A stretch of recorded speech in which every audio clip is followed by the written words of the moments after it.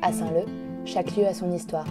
Et pour vous raconter celle de la mairie et de la maison consulaire, je vous laisse avec Michel Comby.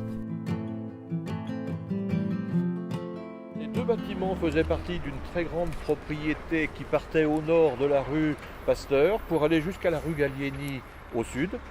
En 1802, la propriété est revendue à Jean-Baptiste Ollery, d'où le nom de château Ollery qui a été donné au bâtiment. Et on peut voir à l'intérieur de la salle d'accueil de la mairie les initiales de la famille Ollery. À la mort de Jean-Baptiste Ollery en 1817, son fils puis ses petits-enfants héritent de cette propriété qu'il décide de vendre en 1884 à deux personnages de Saint-Leu-la-Forêt que sont Émile Bonnet et Émile Oudry. Émile Bonnet était maire de Saint-Leu depuis 1882 et propose à la ville d'acheter une partie de la propriété pour y installer la mairie et des classes pour une école de garçons.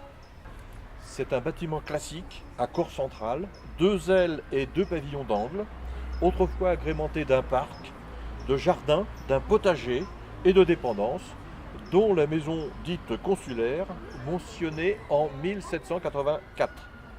Depuis, le bâtiment a été agrandi, salle à l'arrière en rez-de-chaussée, puis rehaussé d'un étage.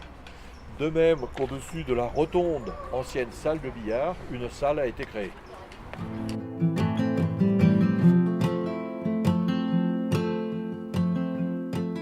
Ce bâtiment prend l'appellation de maison consulaire après un séjour très probable dans ces lieux de Napoléon Bonaparte, alors premier consul, lors de son passage à Saint-Leu, mais à ce jour, aucune preuve de ce passage n'a été apportée.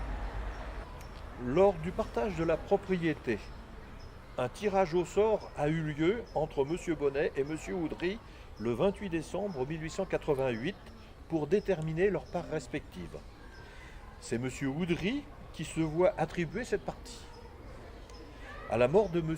Oudry, son épouse installa une école privée de jeunes filles avec pensionnat. En 1914, l'école était pratiquement vide. La mairie décida alors d'y installer un hôpital militaire auxiliaire, initialement prévu à Taverny. L'hôpital ouvre le 8 août 1914 avec le concours de l'Union des femmes de France, composante de la Croix-Rouge. Il fermera le 15 janvier 1919.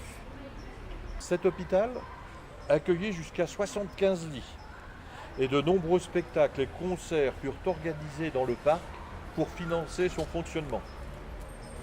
Après la guerre, cet ensemble devint école des garçons.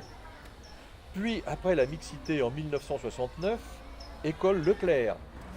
Et enfin baptisée école Marcel Pagnol.